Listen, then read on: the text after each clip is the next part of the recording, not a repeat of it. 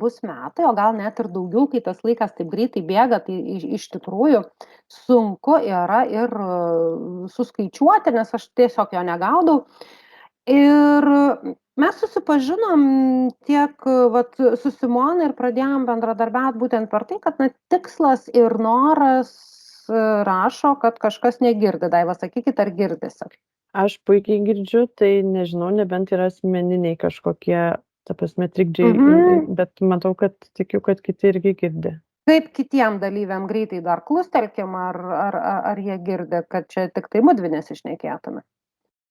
Girdisi. Tai tada greičiausia, kad yra kažkur išsijungęs galbūt garsas, gal neįjungtas mikrofonas. Tai grįžtu prie savo patirčių, taip kaip jūs teisingai pastebėjot, pakankamai toks, naujoviški inicialai, šiuolaikiški inicialai ir tai, kas yra susiję su mano veikla.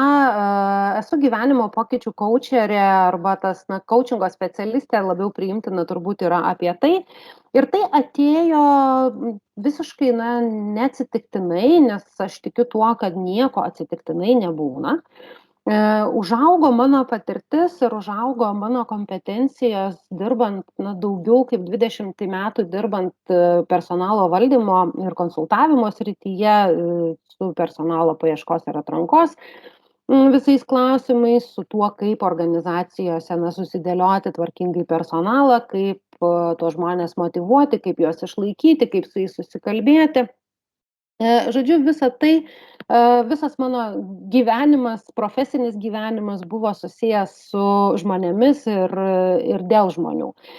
Ir taip atsitiko, vėlgi neatsitiktinai, kad aš be galo domėdamasi psichologija, kurią jau domėjausi nuo pačios, net nuo mokyklos baigimo, man buvo tiesiog be galo įdomu, o kaip ten vyksta žmogaus galvoje, o kaip ten mūsų tos emocijos ir jausmai veikia mus ir ką su tuo daryti, kad mes jaustumėmės gerai. Tai iš čia atsirado, pirmiausia, asmeninių savybių testai, jie vėlgi visiškai išplaukia iš darbinės patirties ir iš to, kaip organizacijai padėti geriau ir tikslingiau ir taikliau atsirinkti darbuotoją, kuris tiktų ne tik tai savo žiniomis, ne tik tai savo įgūdžiais, bet lygiai taip pat tiktų ir organizacijai, ir pozicijai savo asmeninėmis savybėmis. Ir šiandienos mūsų pasimatymo arba šito susitikimo tema būtent dėl to taip ir yra pavadinta.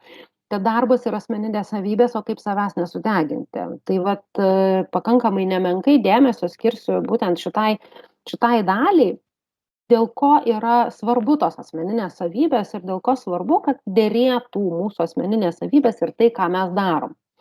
Ir, o coachingas tai išplaukė visiškai iš individualaus konsultavimo. Šiuo metu jau esu baigusi dvejas coachingo mokyklas, pavadinkim taip. Pirmoji yra International Coach and Trainer Association, pusės metų kursai su visomis praktikomis ir su sertifikatu. Ir prieš gerą mėnesį baigiau dar vieną coachingo mokyklą, kuri jau yra pripažįstama ir Tarptautinės coachingo federacijos, ICF. Ji yra būtent Eriksoninio coachingo mokykla ir, dabar jau pasibaigus mokyklą keliauju šalia viso ko keliauju toliau į ICF akreditacijas. Tai vėlgi, tam tikra prasme mes su kolegomis kartais net ir juokaujam, kad, kaip gydytojai, tam, kad pakelti savo kompetenciją, tam, kad ugdyti savo kompetenciją ir turėti atitinkamus sertifikatus, mes mokomės visą gyvenimą. Tai mano ta kelionė coachinge yra tokia, jau šiuo metu virš 100 praktinių coachingo valandų yra pravesta, virš 160 yra vesta įvairių mokymų valandų. Tai tiek apie mane ir apie tai, o dėl ko čia tos tokios naujoviškos. Aš iš tikrųjų tikiu, kad coachingas kaip viena iš pagalbos žmonėms profesijų tikrai ilgainiui dar labiau populiarės ir pas mus Lietuvoje, nes visur kitur pasaulyje turbūt uždavus klausimą, ar tu turi savo coachingo specialistą, retas kuris žmogus atsakytų, kad to coachingo specialisto neturi, kas pas mus Lietuvoje dar yra pakankamai nauja ir ne visai įprasta. Bet šiandien ne apie coachingą, šiandien apie truputį kitą temą. Ir būtent apie asmeninės savybės ir apie perdegimą, būtent profesinį perdegimą. Tai šitam susitikimui aš esu numačiusi tokias kelias potemes, tai yra profesinis perdegimas ir kas tai yra, kokios gali būti perdegimo darbe priežastys ir kodėl žmonės apie jas pamiršta. Ta žodį pamiršta tikrai labai sąmoningai įdėjau į kabutes, nes mes iš tikrųjų dažnai tiesiog neatkreipiam į tai dėmesio, į tam tikrus dalykus, na ir sakom, ai, tai čia praeis. Tai va tas pamiršimas toks, mes nebūtinai tą tikrąją to žodžio prasme pamirštame, bet tiesiog į tai neatkreipiame pakankamai dėmesio. Žinoma, asmeninės savybės ir kodėl jų derėjimas su žmogaus veikla ir darbu yra svarbus gerai savijautai darbe. Tai pokalbis visas šios dienos suksis ir apie savybės, ir apie darbą, ir apie perdegimą. Ir bus tas toks, iš dviejų didelių dalių visas pranešimas arba visas webinaras, kad pasižiūrėtume, o tai kaip čia mums gerai jaustis, o tai ką čia mums daryti tiek su savybėmis, tiek su tuo perdegimu, kad galėtume jaustis gerai ir darbe, ir asmeninėme gyvenime, ir kad savęs nesudegintume. Tai momentas yra toksai. Kaip ir mačiau, Daiva parašė, kad jeigu yra klausimų, jeigu yra kažkoks komentaras, jeigu kažkas labai labai surezonuoja ir norisi pasakyti čia ir dabar, tai arba kelkite ranką, arba rašykite į tą vadinamą pokalbių langą. Daiva, aš paprašysiu jūsų šiek tiek pamoderuoti, galbūt įgarsinti klausimą, nes nepažadu, kad visą laiką stebėsiu pokalbių langą ir matysiu, kas ten jame vyksta. Ir žinoma, visus klausimus, kurie bus neatsakyti eigoje, tikrai pasistengsiu kiek įmanoma atsakyti pasibaigus mūsų susitikimui. Bet kad susitikimas nebūtų vien tik tai dėl susitikimo ir kad aš nebūčiau vien tik tai kalbanti galva, aš turiu jums tokį pradžiai vieną mažytę užduotį ir būtų labai puiku, jeigu jūs turėdami po ranka rašymo priemonę ir lapą popieriaus ar kažkokią užrašų knygelę, tiesiog patys savo dabar trumpai, kol aš kalbu, užsirašytumėte, ką šiandien norite pasiimti iš šito susitikimo, kas tokio, ar tai kažkokia mintis, ar tai kažkokia idėja, tiesiog kas jums šiandieną būtų geras rezultatas. Nes kaip ten bebūtų, 200 su virš žmonių skyrė savo, valandą su trupučiu laiko, tai tikėtina, kad jie kažko tai tikisi. Šiaip savo turbūt žmonės nesijungia į onlininius webinarus, juolab, kai tos informacijos tikrai yra begalė. Tai patys savo, jeigu užsirašysit, nebūtina šiuo metu pasidalinti pokalbių lange, jeigu kažkas norit, galit pasidalinti, žinoma, tai bus tik tai, turbūt nauda visiems, bet jeigu jūs užsirašysite patys savo, ką norit šiandien pasiimti iš šito susitikimo ir iš ko suprasite, kad turite to norimo tą šiandienos rezultatą, tai čia bus tokia pati pradžia tam, kad skirtumėte labai sąmoningai kokybišką laiką savo. Ne šiaip, kad atėjau, paklausiau ir dar šalia kažką tai veikiu, bet, kad skirtumėte tą kokybišką laiką savo ir būtumėte čia ir dabar. Turbūt tikrai ne kartą yra tekę girdėti šitą išsireiškimą, kad labai svarbu yra būti čia ir dabar tam, kad mes būtume sąmoningi ir turėtume galimybę patys tobulėti. Tai čia yra tokia mini užduotis jums. Tikiu, kad jau kažkas užsirašėt, o gal net ir visi užsirašėt ir keliaujam toliau.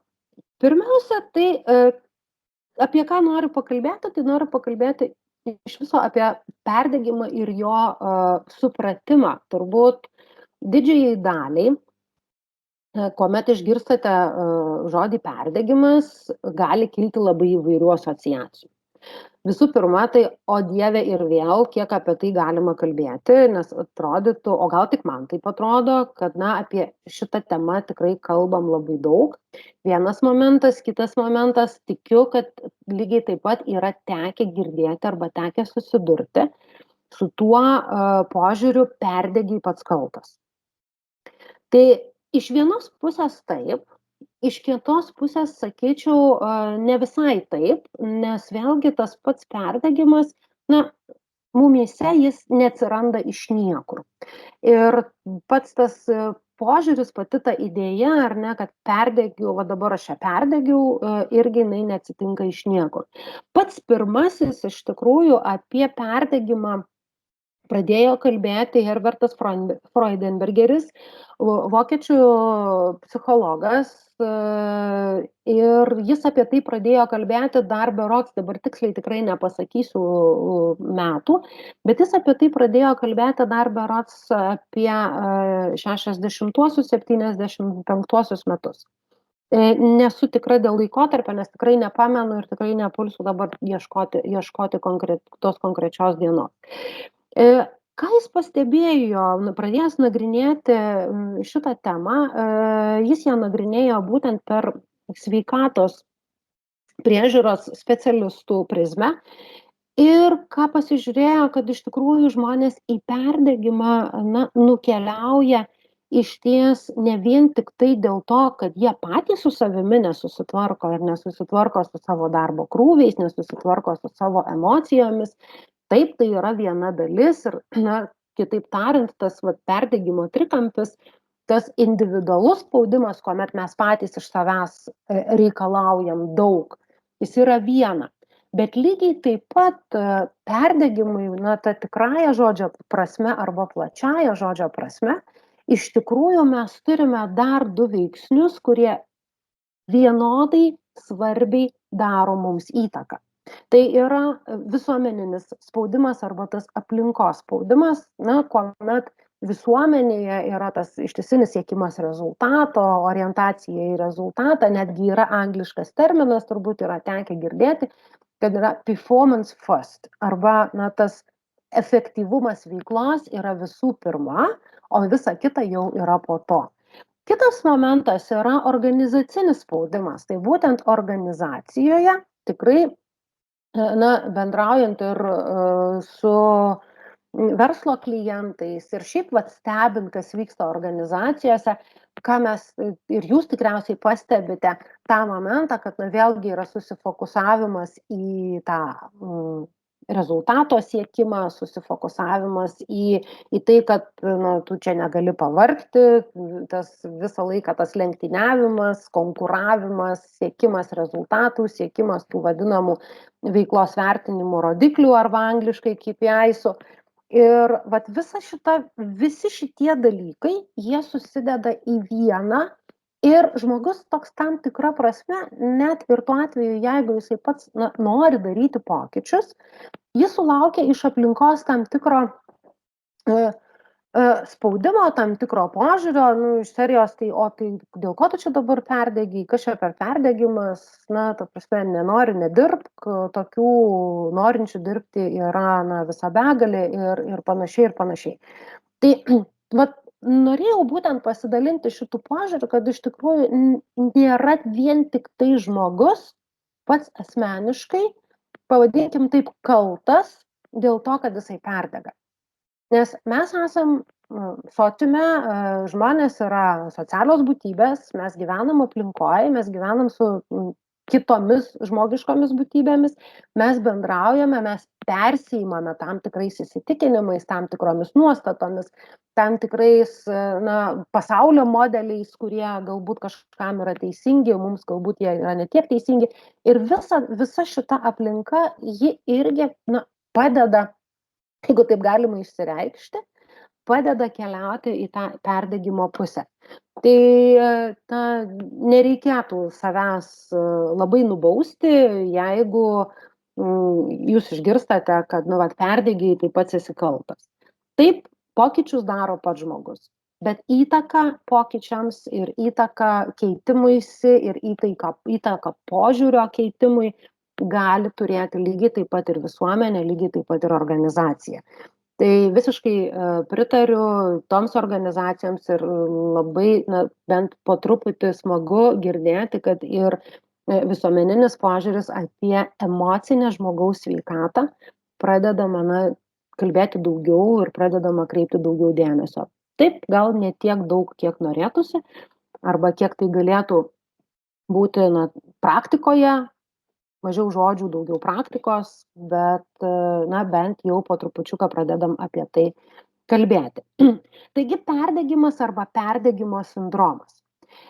Yra viena tokia nuostata arba toks požiūris, kad perdegimas yra dirbančių žmonių liga, kurią sukelia tas vadinamas ilgalaikis arba blogasis stresas. Ir taip ir ne. Perdegti gali nebūtinai tik tai dirbantys žmonės. Todėl man visai patinka, ir aš specialiai net Wikipedijoje paieškojau, kokį apibrėžimą duoda Wikipedija perdegimo sindromui. Ir čia būtent yra labai aktualus tas žodis sindromas, kas yra grupė tam tikrų požymių, kurie pasireiškia vienu kartu. Ir tai nebūtinai jie visi turi pasireikšti, nebūtinai turi turėti visą tą vadinamą spektrą, ar ne, kas sukelia perdegimą, bet tai nėra vienas kažkoks tai faktorius, dažniausiai tai nėra vienas kažkoks tai faktorius, kuris tą perdegimo sindromą sukelia. Beje, Pasaulinė sveikatos organizacija perdegimo sindromą nelaiko liga, bet yra įtraukusi į tą vadinamą ligų sąrašą. Gydymo kaip po tokio, taip, papasakosiu vėliau apie perdegimo stadijas, kuomet jau prireikia ir medikamentinio gydymo, ir tai yra jau ne pats geriausias variantas, bet lygiai taip pat mes galim apsieiti ir be medikamentinio gydymo, žinodami, o kaip mes iki to perdegimo nukeliaujam, o kas ten su juo vyksta, kas su mumis vyksta tuo metu.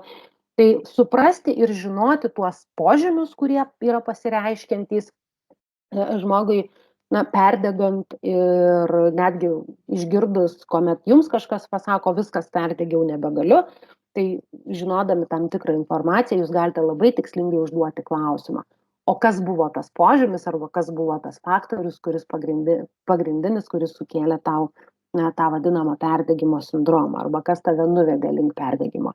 Ir mes apie tai šiandien pasikalbėsim, aš apie tai šiandien jums papasakosiu. Tai kodėl žmonės perdega, jeigu mes prisiminsim, kad mes turim visą tą tokį spektrą, ar ne, ir turim visą krūvelę įvairių priežasčių, dėl ko taip nutinka. Tai perdegimo priežasčių be abejo yra visa galybė ir taip tų požymių gali būti bet kiek. Bet dažniausiai, jeigu žiūrim į tai per asmeninę prizmę, tai yra tam tikri asmeniniai dalykai, dėl ko mes nukeliaujam į tą perdegimą. Tai visų pirma, pasinerimas į darbą visų 100 ir netgi daugiau procentų, kai pamirštamos visos kitos gyvenimo sritys. Ne veltui šiandien pradedam nemenkai kalbėti apie darbo ir gyvenimo tą vadinamą balansą arba darbo ir gyvenimo suderinamumą. Nes žmogus nėra vien tik tai darbas, jo gyvenime yra dar ir daugiau įvairių dalykų. Bet šiandien daugiau žiūrim į perdegimą, profesinį perdegimą. Būtent šitos paskaitos, nes perdegti galima ne tik tai profesijoje. Kitas momentas, kuomet darbas patenkina tik dalį poreikių. Tačiau dirbu, nes taip reikia, nesijaučiu savo rogėse, bet vėlgi dirbu, nes taip reikia, darbas yra neįdomus ir manęs tai visai netenkina pati darbo specifika, bet vis tiek dirbu, nes o kas jeigu ne aš, bijau kažką keisti, nes ten, nežinau, tėvai sumokėjo už mano mokslą tam, kad aš jį įgyčiau, nes draugai manęs nesupras, ir dar visa krūva įvairių priežasčių, kurias mes patys savo puikiai gebame įvardinti ir pasiteisinimų, dėl ko nedarom kitaip, tikrai visą laiką atrasim. Dar viena priežastis perdegimo tikrai yra tas vadinamasis multitaskingas. Vienu metu, nežinau, ar jūs pamenat, vienu metu buvo, toks tarsi netgi labai populiarus dalykas ir net į darbo skelbimus kartais net tikrai yra tekę pastebėti, buvo įrašoma, kad gebėjimas vienu metu dirbti kelis darbus arba būti tuo multitaskinančiu žmogumi. Kur yra paslydimas čia? Multitaskingas kaipo toks, visų pirma, tai reikėtų suprasti, kad vienu metu daryti kelis darbus mūsų smegenys tiesiog yra nepajėgios. Nepriklausomai nuo to, kad mes darom kažką rankom ar ne, bet jeigu mūsų galva yra įjungta, 24/7 režimu, smegenys tiesiog perkaista, tikrąja to žodžio prasme. Turbūt ir kompiuterį karts nuo karto išjungiat, ar ne, ir leidžiate jam pailsėti, kai tuo tarpu tie žmonės, kurie yra pasiryžę būti multitaskintojais ir mėgstantys daryti kelis darbus vienu metu, nes jiems taip atrodo greičiau, jie paprasčiausiai savo smegenys išvargina ir taip pavargsta. Čia dažnu atveju prie multitaskingo dar dažnu atveju prisideda ir mūsų išmanieji, visi šitie išmanieji įrenginiai, nes jie tą multitaskingo foną irgi sukuria. Ir tarkim, jūs dirbate prie kompiuterio, turit kažkokį, projektą, kažkokią tai užduotį ir jums nuolatos telefonas padėtas šalia ant stalo, nuolatos pypsi pranešimai iš socialinių tinklų ir iš visų kitų, kitų paštų, asmeninių paštų ar dar kažkokių dalykų, taip yra išblaškomas jūsų dėmesys. Tai mano rekomendacija, aš nesakau, kad reikia atsisakyti šitų įrenginių, tikrai ne, bet labai naudinga yra tiesiog laikyti išjungtą garsą, kuomet jūs kažką dirbat. Tikrai patikėkit manim, pasaulis dėl to nenugrius. Jeigu paskyrę laiką atsakinėti į laiškus elektroninius, jūs išjungsite telefoną, kad jums jisai nepypsėtų, arba pasisakysite savo, kad jūs tikrai dabar dirbate prie, straipsnio, projekto, sutarties, dar bet ko, bet sutelksite dėmesį į vieną dalyką. Ir nesiblaškysite, bandydami atsiliepti visus skambučius, patikrinti visas žinutes ir panašiai. Tai tiesiog susifokusavimas, taip jūs darbą padarysite gerokai geriau ir greičiau, taip jūs efektyviau išnaudosite savo laiką, lygiai taip pat jūsų galva neperkais ir nepervargs, nes nereikės smegenų jungtims bėgioti nuo vienos užduoties prie kitos. Tai čia apie multitaskingą, kas tikrai dažnu atveju atveda ir prie to vadinamo perdegimo, bet apie tai dar irgi šiek tiek bus vėliau. Tai jeigu grįžtam prie to, kad perdegimas visų pirma yra mūsų pasiteisinimai arba mes ieškom įvairių priežasčių, dėl ko mes perdegam ir kas ten su mumis nutinka, tai kitas toks moksliškesnis galbūt paaiškinimas būtų apie tai, kad visgi pakankamai dažnai žmonės save sudegina, tai kad ir kaip tai skambėtų, save sudegina iš noro patenkinti savo tam tikrus psichologinius poreikius. Tikiu, kad tikrai visi žinot ir girdėjot Maslow piramidę ir žinot ten tuos visus 5 lygius, ar ne, nuo fiziologinių iki saugumo, iki bendravimo ir savirealizacijos ir pripažinimo poreikių. Tikiu, kad visus šitus dalykus žinot, bet apie psichologinius poreikius retai kada žmonės susimąsto, nes tiesiog mes juos turim, mes jų neįvardinam, tai čia apie tą pamiršimą, ar ne, mes juos turim, mes juos neįvardinam, gal net ne visą laiką žinom, kaip juos įvardinti. Be to, tas pats Maslow, jis žiūri į visą visumą, be fiziologinių poreikių mes irgi niekur nepasidėsim, bet lygiai taip pat yra svarbus ir žmogaus psichologiniai poreikiai, kurie yra saugumas, ryšys su kitais, ta pati autonomija, savigarba, saviraiška ir realistiškos ribos. ko nėra, pavyzdžiui, toj pačioj Maslow piramidėj, tai nėra apie realistiškas ribas.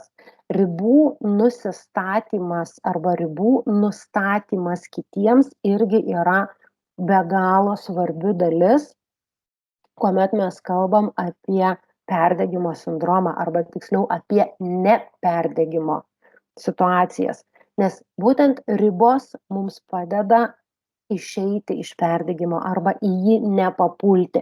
Tai nėra labai lengvas momentas, nes apie ribas mes nelabai dažnai pamastom, bet kuriuo atveju tai yra labai svarbus momentas, nes būtent ribos mums padeda nepersidirbti, nepervargti ir išbūti tame momente, tame čia ir dabar ir atkreipti dėmesį būtent į save. Kaip atrodo tie psichologiniai poreikiai iš kitos perspektyvos, iš tos paprastesnės žemiškos ir gamtiškos, ar ne? Tai visų pirma, jeigu mes kalbam apie kažkokią motyvaciją veikti, kokia ji bebūtų, tai mes turim du momentus. Mes arba esam linkę eiti link kažko, arba mes esam linkę bėgti nuo kažko. Tai kuomet mes esam linkę eiti link kažko, tai mes turim tam tikrus, siekiame tenkinti tam tikrus mūsų norus ir tam tikrus mūsų poreikius. Tai žemiškai tai atrodo labai paprastai. Noras būti pačiu geriausiu, noras būti pripažintų savo socialinėje aplinkoje, noras kontroliuoti visus ir viską, tą irgi tikrai žmonės turi, noras jausti saugiai, visomis prasmėmis, tai čia tas saugumo mūsų poreikis. Tada noras pabėgti iš nesaugios ir toksiškos aplinkos. Tikrai kartais būna, šitą kaip pavyzdį norėčiau irgi praplėsti trupučiuką daugiau, tikrai kartais būna, kad žmonės didžiulę laiko dalį praleidžia darbe, darbiniuose klausimuose, dėl to, kad namuose jie nesijaučia saugiai. Dėl to, kad yra kažkokia tai toksiška aplinka, ar tai draugų aplinkoje yra toksiška aplinka, ir tuose santykiuose jie nesijaučia saugiai, tai jie tuomet geriau renkasi, bėgdami iš nesaugios aplinkos, renkasi tarsi saugią aplinką darbą ir ten pasineria, bet ir ten, dėja, kuomet, jeigu prisiminsim gyvenimo ir darbo balansą, tai jeigu pagalvosim apie tai, kad žmogus nėra vien tik tai darbas, jam reikia gerokai daugiau, tai tas bėgimas iš nesaugios aplinkos, iš toksiškos aplinkos irgi gali nuvesti į perdegimą. Kitas momentas yra noras visiems įtikti ir patikti, tai čia gali būti tam tikros mūsų nuostatos, tam tikri mūsų įsitikinimai, kuomet mes norime būti visiems geri, kaip pavyzdys. Ir tas pasislėpimas, kuomet aš neturiu ką veikti, arba nesugalvoju ką veikti, arba bėgu pats nuo savęs tam tikrą prasme, tai aš tada slėpiuosi už darbo. Beje, slėptis už darbo, kad ir kaip tai skambėtų, galim dėl labai įvairių priežasčių. Kartais būna, kad žmonės pasineria į darbą ir slepiasi už darbo po įvairių skausmingų išgyvenimų namuose, po netekčių, po kažkokių, tarkim, šeimos narių onkologinių susirgimų. Kartais būna jeigu ten, tarkim, kažkas nutinka, nežinau, artimoje aplinkoje, kažkas nepasiseka ir taip toliau. Tai žmonės tam, kad, sako, darbas gydo, ar ne? Tai iš vienos pusės taip, bet kuomet tu esi prastoj emociniai būsenoj šiaip ir bandai užsimušti, kad ir kaip tai skambėtų, užsimušti darbu arba pasislėpti už darbo, tai irgi gali nuvesti į perdegimą. Kitas momentas, dėl ko žmonės perdega, dėl to, kad, kaip ir sakiau, jie tada arba eina kažko link, arba bėga nuo kažko. Tai šiuo atveju, kai mes bėgam nuo kažko, tai mes tada, turim po to bėgimų nuo kažko, dažnu atveju slepiasi tam tikros baimės. Baimė, kad mūsų nepriims, baimė, kad mes nepritapsim ir vėlgi čia tie patys psichologiniai poreikiai. Baimė, kad neuždirbsim pakankamai pajamų arba ištiks bankrotas kaip pavyzdys, baimė, kad prarasim darbą. Ir jeigu taip žiūrėsim į gyvenimiškus visiškai pavyzdžius, ar ne, dėl ko kartais žmonės dirba nemėgiamam darbe didelį kiekį metų ir jie save kankina ir kiekvieną rytą save kelia iš lovos ir vos netikrąja to žodžio prasme veda save į darbą, dėl to, kad jiem tas darbas nemielas, nemalonus, nepatinka, nenoriu, bet aš bijau kažką keisti, nes o jeigu kitur bus blogiau, o jeigu kitur aš neuždirbsiu pakankamai, o jeigu aš jau esu tokio amžiaus, kad manęs niekur nebepriims ir aš savo kompetencijų niekur negalėsiu panaudoti. Sutinku, kad tas fonas, kadangi aš pati ir personalinė menkai laiko esu pradirbusi, sutinku, kad tas fonas ir sutinku, kad tikrai didelė dalis ir dabar yra darbdavių, kurie į vyresnio amžiaus žmonės žiūri šiek tiek skeptiškai ir šiek tiek skirtingai. Ir čia mano galva, bet čia mano yra visiškai nuomonė, ir čia jie daro labai didelę klaidą. Nes tam tikrame amžiuje, ypatingai, kai žmogui yra 40, 40 plus, 50 plus, nereikėtų bijoti tokių naujų darbuotojų. Taip, gal jie ne taip greitai išmoksta tam tikrų dalykų, taip, gal su jais reikia praleisti daugiau laiko, kad jie įgytų, tarkim, didesnį kompiuterinį raštingumą, bet kuomet žmogus tikrai nori ir kuomet jis turi kitas ir savybės, ir kitas kompetencijas, įgūdžiai mes galim dėti. Įgūdžius mes galim išmokyti. Nagi ne vienas negimėm mokėdamas, mes nemokėjom vaikščioti, mes mokėmės, mes nemokėjom kalbėti, mes mokėmės, mes nemokėjom valgyti šaukštų, mes mokėmės, mes nemokėjom dar begalės dalykų, prisiminkit save, kai nuėjote į darbą patį pirmą kartą. Labai gali būti, kad jūs nemokėjote begalės dalykų, bet jūs tiesiog norėjote to išmokti ir jūs to išmokote. Lygiai tas pats yra ir su vyresnio amžiaus darbuotojais. Jie turi gerokai daugiau pliusų negu minusų. Nesakau, kad jie neturi minusų. Ir nesakau, kad jaunimas turi tik tai pliusus. Taip, kad šitoje vietoje tos baimės, kad bus kažkaip tai ne taip, kaip aš noriu, irgi žmonės nuveda prie perdegimo, nes jie tiesiog save patys graužia ir save patys nusivaro iki tam tikrą prasme, kad jie padarytų kažkokį tai pokytį ir imtų kažką tai keisti. Tai tų baimių jų yra gerokai daugiau, aš tiesiog norėjau sustoti būtent prie to karjeros keitimo, nes tikrai tenka matyti nemenkai žmonių, nemenkai klientų, kurie bijo keisti karjerą, kurie apskritai bijo pokyčio gyvenime. Ir gyvenime tas pokytis taip, jis nesigauna lydekai paliepus būna tik tai multfilmuose ir pasakose. Gyvenime reikia šiek tiek daugiau nuveikti dalykų arba šiek tiek pakrutinti, kad ir kaip tai skambėtų užpakalį, tam, kad tas pokytis įvyktų. Bet visų pirma turi būti impulsas, visų pirma turi būti noras tą pokytį daryti. Ir tam, kad neperdegti, tam, kad nenusivaryti savęs iki visiško perdegimo, tas pokytis jisai yra tikrai naudingas. Taigi 3 perdegimo požymiai, apie kuriuos kalba Kristina Maslach ir Michaelas Leitneris. Čia yra 2 mokslininkai dirbantys Amerikos universitetuose, dabar vėlgi išgaravo iš galvos būtent kokiuose, bet jie abu yra psichologijos mokslų daktarai ir jie abu nagrinėja, tai yra tie žmonės, kurie nagrinėja perdegimą kaip sritį. Tai aš dirbdama su šita tema ir besigilindama į šitą temą, man asmeniškai jų darbai tikrai yra įdomus, tikrai yra labai įdomu skaityti tiek visus tyrimus, kuriuos jie yra padarę, tiek labai yra įdomu skaityti knygas, kurias jie yra parašę. Ir šitie žmonės tikrai ne vienerius ir ne 2 metus praleido nagrinėdami perdegimo temą, būtent profesinio perdegimo temą, ir būtent žiūrėdami per organizacinę prizmę.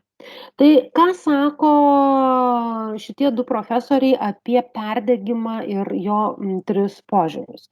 Kaip pasireiškia perdegimas? Visų pirma, tai yra išsekimas. Tiek emocinis, tiek fizinis, kuomet aš jau nebeturiu nei jokių jėgų, nei rankyčių, nei kojyčių, nei noro ir galva yra visiškai išsijungusi, visos emocijos yra, pavadinkim taip, ne kiek išsijungia, kiek jos yra labiau negatyvios, galvojant apie darbą. Kitas požymis yra cinizmas arba ta vadinamoji depersonalizacija. Netrukus pasakysiu, kaip tai atrodo paprastai lietuviškai, žemiškai kalbant, jeigu žiūrėsim į bendrąjį vaizdą, tiesiog paprastai. Na ir trečiasis požymis yra asmeninio efektyvumo ir produktyvumo praradimas.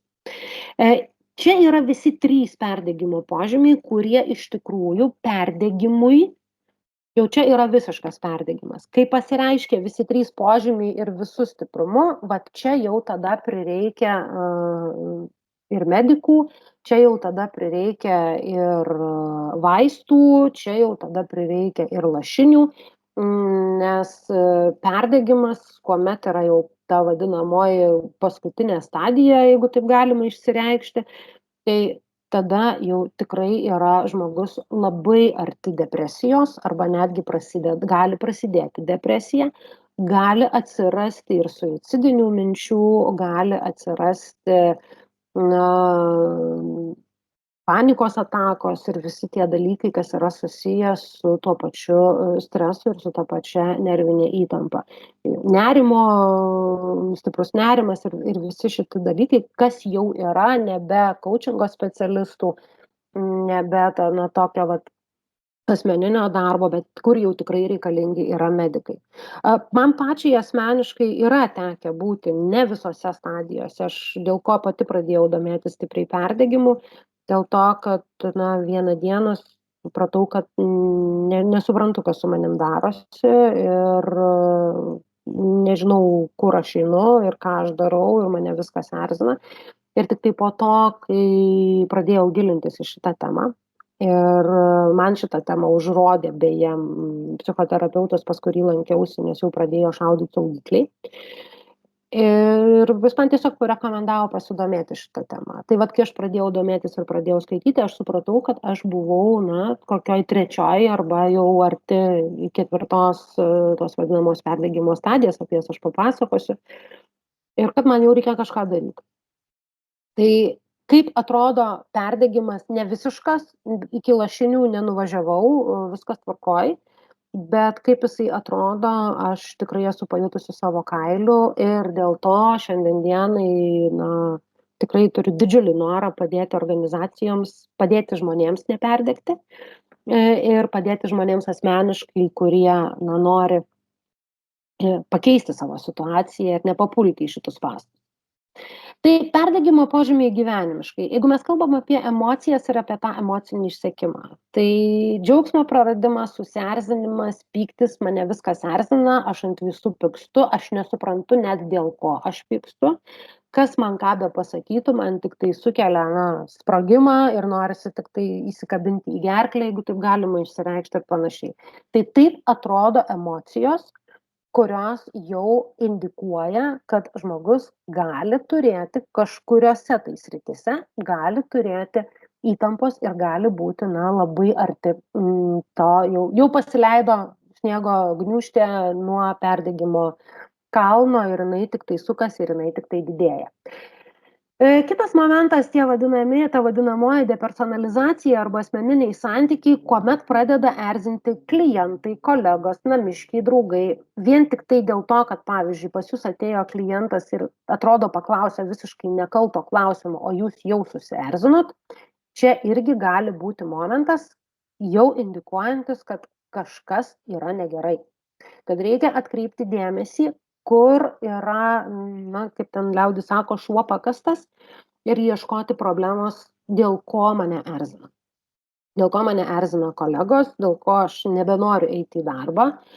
Jeigu dėl kolegų, kodėl aš nebenoriu eiti į įvairius susibūrimus, kodėl aš nenoriu dalyvauti konferencijose, kodėl aš nenoriu dalyvauti jokioj klubinėj veikloj, kodėl aš nenoriu dalyvauti, draugai kviečia pasisėdėti kažkur savaitgalį praleisti kartu, o man tik tai norisi užsitraukti užuolaidas, nieko nematyti, nieko negirdėti ir su niekuo nebendrauti. Ir Kitas momentas, dar prasideda darbe, atsiprašau už išsireiškimą, visi durni. Kam be paduotum padaryti, nieks nieko nepadaro ir visi pasidaro neprotingi, nekompetentingi, nieko negebantys ir nieko nemokantys. Tai čia irgi vienas iš momentų, kuomet jau gali pradėti galvoti, kad man reikia imtis veiksmų ir reikia daryti kažkokį tai pokyčiai ir ieškoti priežasties, o kame yra tas reikalas. Tai ir ta vadinamoji asmeninis efektyvumas sumažėja arba ta vadinamoji savirealizacija, kuomet tai, ką aš dariau anksčiau, man visiškai nebeįdomu, aš visiškai nebenoriu ten gilintis ir man pradeda netgi atrodyti taip, kad ko aš besiimčiau, ką aš bedaryčiau, man niekas nesiseka. Tada žmonės pradeda apie save kalbėti, kad ai, tai aš vis tiek esu toks visiškas lūzeris, ką be paimčiau, man niekas nesiseka, darbų milijonas, aš nieko nespėju, visi projektai, kuriuos apsiimu, žlunga ir vėl tada prasideda savęs kalimas prie kryžiaus ir visiškas nenoras kažką beveikti. Tai vat visi šitie trys požymiai, jeigu jau jie yra visi trys ir jūs visus tris jau juos imate stebėti, tai jau yra pakankamai rimta indikacija, kad tikrai profesinėme reikale, profesinėje srityje, nesvarbu, kas tai bebūtų, ar jūs esate samdomi darbuotojai, ar jūs esate vadovai, ar jūs užsiimate kažkokią individualią veiklą, bet jeigu visus šitus dalykus, šitus požymius pradedate stebėti savo veikloj, jau vadinasi reikia ieškoti, kurioje vietoje tiksliai yra tas yla, kuri baksnoja jums į šoną ir kaip tą ylą ištraukti. Taip, tai vat mano žadėtos 5 perdegimo stadijos. Perdegimas, kaip žinia, neatsitinka per naktį. Neatsikėliau vieną rytą ir nesupratau, kad nuo šiandien aš esu perdegęs. Tikrai ne. Kaip ten bebūtų, kas yra įdomu, kad pati pirmoji perdegimo stadija vadinasi medaus mėnuo. Tokia labai, sakyčiau, net romantiškų pavadinimų ir tarsi viskas, atrodytų gražu, smagu ir džiaugsminga. Kaip tai atrodo? Medaus mėnuo, kas yra, jeigu prisiminsim savo medaus mėnesius, jeigu mes jų tokių esam turėję, ar ne, jeigu mes esam su jais susidūrę, arba tas pavadinkim įsimylėjimo momentas, ar ne, kuomet mums viskas yra smagu, kuomet mums viskas yra fainai, tas nelietuviškas žodis, kuomet mes esam kupini entuziazmo, kuomet mes esam pasiruošę nuversti kalnus, kuomet mes visko norim ir tik tai duok, mes viską į save sugersim. Tai lygiai tas pats yra ir su perdegimo šita pirmąja stadija. Kuomet ateini, tarkim, sugalvoji naują projektą arba ateini į naują darbą, kol tau viskas yra įdomu, kol tau viskas yra nauja, tu viską į save geri ir be sustojimo, rodos, galėtum dirbti ir be sustojimo galėtum daryti dalykus. Ir vat čia jau ir prasideda momentai, kad jeigu tik save pagaunat, kad aš dirbu be pietų, be pertraukėlių, nuo, nežinau, 16-17 valandų ir man tame yra kaifas, tai jau turėkit omeny, kad su viena diena tas kaifas pasibaigs. Ir su viena diena taip atsitiks, kad, reikia pradėti galvoti, o kaip po trupučiuką stabdyti visą šitą besisukantį stipriai ratą. Tai tas, kuomet didelis entuziazmas po 16 valandų su dideliu energijos kiekiu ir tos energijos niekur nepasikraunant, kas nutinka organizmui?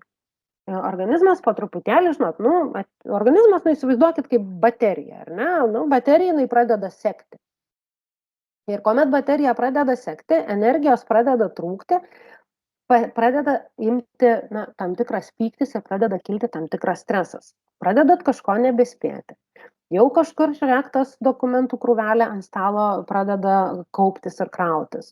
Jau žiūrėk, ten skambučių krūva neatsakyta telefonu, arba ten visa krūva elektroninių laiškų elektroniniam pašte ir jau tu ateini prie darbo stalo jau sudirgęs, nes žinai, kad tu dar šiandien esi priplanavęs darbų ir dar ten tau už 2-3 dienų už nugaros dar velkasi visa krūva darbų, ar ne? Ir va čia jau tada ateini susierzinęs ir tas beprasidedantis stresas, su kiekviena diena tas stresas didėja, kyla, kol jisai tampa ilgalaikiu. Ir ilgalaikis stresas, na, vat kaip ir pačioj pradžioj minėjau, tai yra tas blogasis stresas arba ta nuolatinė stresinė būsena, kur tu jau iš ryto atsikeli su mintimi šakės ir vėl į darbą. Tai čia primenu, kuomet kalba eina apie perdegimą profesinėje srityje arba darbe. Tai tas stresas, jisai auga, jisai tampa ilgalaikiu, jisai pradeda ten, žiūrėk, tai galva dažniau skaudėti, tai skrandis streikuoti, tai širdis pradeda daužytis, tai ten pulsas retėja, tai kraujospūdis vis ima kilti ir tu nesupranti, kas tau darosi, tu eini pas gydytojus, daraisi visus tyrimus ir tau jie visi vienu balsu sako, kad tiek su tavim viskas yra gerai, tu neprisigalvok. Tavo kraujo tyrimai yra geri, tavo ten, nežinau, vidaus organų tyrimai yra geri, bet tu žmogus jautiesi toks be jėgų, kad atrodo net negali pakilti iš lovos, kaip nėra jėgų. Tai vat mano situacija, apie kurią aš pasakojau prieš tai, mano situacija buvo jau čia, kad aš tiesiog negalėdavau išlipti iš lovos. Jau buvau iki tiek, kad toks jausmas, kad ant manęs luitas uždėtas ir aš atrodo galėčiau gulėti nelipdama iš lovos visą dieną. Tai ilgalaikis stresas vat ir atveda palaipsniui, po truputį, jisai vat kapsi, žinot, kaip į tą kantrybės taurę kapsi, na ir vieną dieną jisai prikapsi iki perdegimo. Ir jau, kuomet mes turim perdegimą, tą tikrą perdegimą, va čia jau prasideda depresinės nuotaikos, va čia jau tada siunčiam visus po velnių, užsitraukiam užuolaidas ir nieko nebenorim. Ir jeigu su tuo nieko nedarom, nes čia jau greičiausiai gali prireikti, čia dar užtenka keisti savo dienotvarkę, keisti savo mąstymą, keisti tam tikrus dalykus, ką mes galim padaryti patys be medikų pagalbos. Be medikų tikrąja to žodžio prasme, be vaistų ir be medikų. Perdegimas dažnu atveju jau yra tai, kuomet mums patiems nebe visą laiką pavyksta susitvarkyti. Jau čia mums gali reikėti pagulėti kokią savaitę po lašiniam, su migdomaisiais, kaip mano vienas bičiulis pasakojo, sakė, jau buvau iki tiek nusivaręs, kad mane gydytoja vidaus paguldė lašinių ir aš faktiškai miegojau 3 paras be pakilimo, tam, kad žmogaus smegeninė pailsėtų. Tai čia jau gali reikėti tikrai medikų. Jeigu mes dar ir čia ignoruojam ir dar apsimetam, kad su mumis yra viskas gerai, mes tada turim chronišką perdegimą ir va čia jau tada yra labai rimtos situacijos, va čia jau prasideda depresija, va čia gali prasidėti suicidinės mintys ir visi kiti dalykai, ko mes tikrai nei savo darbuotojams, nei savo artimai aplinkai tikrai nelinkim. Tai visas šitas momentas, vat visas šitas takelis arba visas šitas kelias, jisai gali mes jį galime nukeliauti per metus, jeigu labai intensyviai, bet dažniausiai arba dažnu atveju žmonės iki to nukeliauja nekreipdami į save visiškai dėmesio, būna, kad jie nukeliauja ir per 3 metus, ir per 4 metus, būna, kad ir greičiau, būna, kad ir per pusmetį. Jeigu mes, pavyzdžiui, kalbėsim apie tai, kad mes turim pogimdyvinės depresijas, kad mes turim tokius dalykus kaip sunkių ligonių slaugymas namuose ir panašius dalykus, mes lygiai taip pat žmonės perdega ir dėl to lygiai tie patys, ta pati simptomatika yra ir visų šitų dalykų. Ir todėl, kad kuomet kalba pasisuka, pavyzdžiui, apie tas pačias pogimdyvinės depresijas, ar ne, tai žmogus negana to, kad jo organizme, moters organizme ten visa krūva vyksta visokių perversmų ir visokių dalykų fiziologinė prasme, hormonų prasme, lygiai tas pats vyksta ir emocinė prasme. Ir tas prasidedantis stresas jau čia realiai medaus mėnesyje turbūt moteris būna tik tai tada, kada jinai sužino pastojus ir, galbūt dar kol nešioja vaikutį. O toliau organizmui bet kuriuo atveju tai yra visai kita aplinka, bet čia aš nesu specialistas, tiesiog, darau prielaidą ir iš to, kaip žmonės kalba ir ką žmonės kalba, galima daryti prielaidą, kad visa tai dėliojasi tiesiog galvoje, emocinėme lygyje, visa tai dėliojasi ir tai tikrai atveda iki perdegimo dalykų. Tai tokios yra perdegimo stadijos. O kai kalbam apie profesinį perdegimą, tai natūralu kyla klausimas, o tai kur ieškoti tų perdegimo požymių, ar ne, jeigu tai prisiminsim, kad tai yra sindromas, ar tai yra tų požymių, jų gali būti ne vienas. Tai o kokios yra tos sritys ir kur to perdegimo požymių ieškoti? Vėlgi remiantis tą pačią Kristiną Maslach ir tuo pačiu Michaelu Leitneriu, ką jie sako, kalbėdami apie perdegimo sindromą būtent organizacinėme kontekste ir būtent organizacijose ir profesinėme kontekste. Tai jie kalba apie tai, kad mes turim iš tikrųjų iš viso 6 faktorius arba 6 tuos vadinamus požymius arba 6 sritis, kurios turi tikrai įtaką žmogaus perdegimui profesinėje veikloje. Ir kas nutinka, kuomet viskas yra dermėje ir kuomet dera tai, koks žmogaus yra lūkestis, ko jisai nori ir kuomet dera tai, ką organizacija gali pasiūlyti arba darbas, ką gali pasiūlyti, tuomet to perdegimo kaip ir jo neatsitinka. Tai tas suderinamumas, kuris yra labai svarbus tiek organizacijoje, tiek, pavadinkim visuomeniai, tiek netgi, jeigu jūs nedirbat organizacijoje, bet dirbate tiesiog profesinę turite veiklą, ne? Tai tas dėrėjimas tarp to, kas man yra okei, ir dėrėjimas tarp to, kas man nėra, nedermė arba tas realybė, kas man nėra okei, tai kuo mes turim didesnį nesuderinamumą, tuo didesnė tikimybė, kad profesijoje arba darbe mes ilgainiui patirsime perdegimą. Tai būtent tos 6 sritys ir yra aktualios pasižiūrėti, kuomet kalba eina apie profesinį perdegimą. Tai būtent darbo krūvis, kontrolė arba autonomiškumas, tai yra kiek aš galiu spręsti arba kontroliuoti situacijas, kiek aš galiu prisijimti atsakomybę ir turėti įtaką tam tikriems sprendimams. Tuomet yra įvertinimas, aš turiu omenyje įvertinimas visomis prasmėmis arba tas pripažinimas, tai gali būti ir darbo užmokestis, ir pagyrimai, ir pripažinimas visuomenė ir visa kita. Tada yra socialiniai santykiai, ir asmeniniam neefektyvumui turi pagarbos arba teisingumo jausmo, nebuvimas arba nederėjimas tarp to, kaip mes jį suprantam ir kaip aplinka jį supranta, ką gaunam iš aplinkos. Ir asmeninių savybių, mūsų asmeninių savybių ir organizacinių vertybių, tai yra ne savybių, o vertybių, irgi nederėjimas tarpusavėje. Tai tie 6 faktoriai, į kuriuos tikrai rekomenduoju atkreipti dėmesį organizacijose. Aš beje vedu mokymus ir darau tokį mokymą organizacijose, jeigu yra poreikis kada nors gyvenime. Bet dabar pasižiūrėkim, o kaip tai atrodo iš kitos pusės. Tai 4 žingsniai tam, kad tas santykis su darbu jisai pagerėtų. Nes jeigu aš turiu tą suderinamumą, ar ne, tai vadinasi, santykis yra geras. Jeigu aš neturiu suderinamumą, tai yra mano lūkestis yra vienas, o aplinka man siūlo kitą, tai normalu, kad dermės nėra, normalu, kad aš tada patiriu tam tikrus dalykus, patiriu tą vadinamąjį, keliauju link to vadinamojo perdegimo.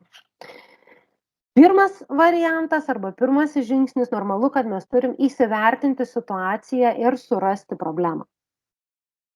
Antrasis žingsnis, sau nusistatyti tikslus, organizacijoje nustatyti tikslus, kaip mes gerinsim, kaip pavyzdys, bendrą organizacijos mikroklimatą, kad žmonės neperdegtų.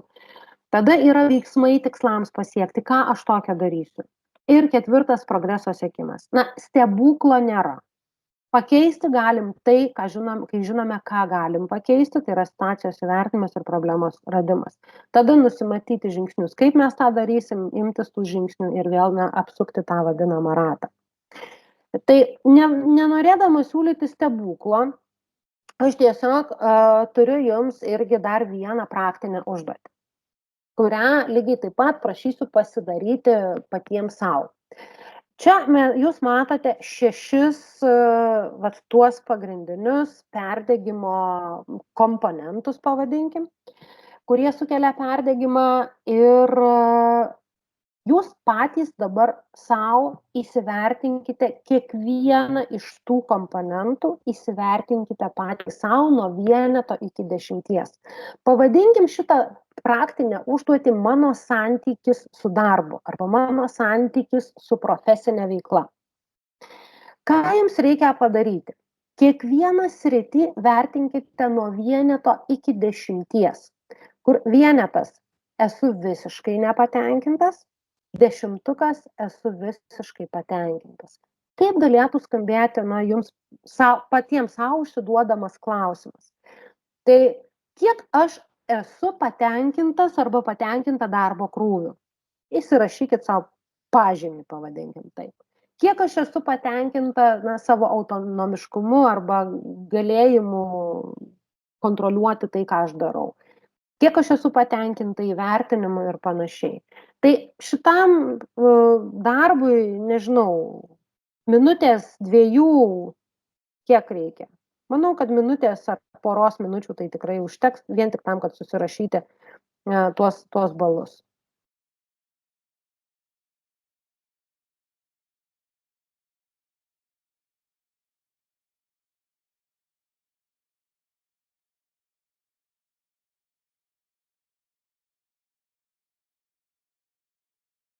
Tiesiog ramiai apmąstykit, mes tikrai dar turim laiko ir tikrai niekur neskubam.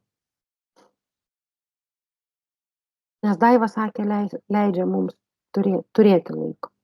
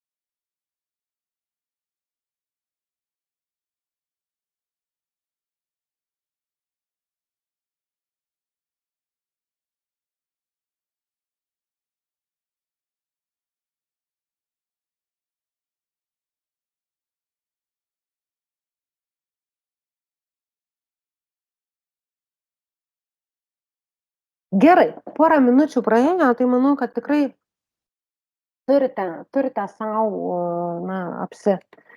įsivardinę. Būtų visai smagu, jeigu paimtumėte ir pasidalintumėt pokalbių lange, kuri sritis atrodo, kurioje srityje esat labiausiai nepatenkinti.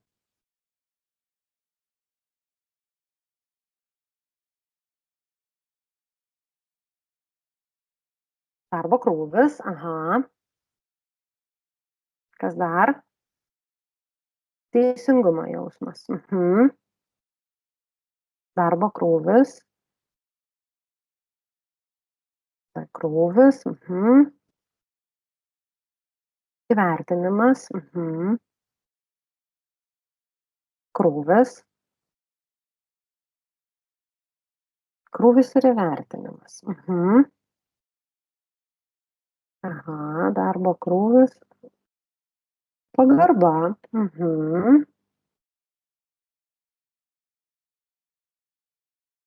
Mhm.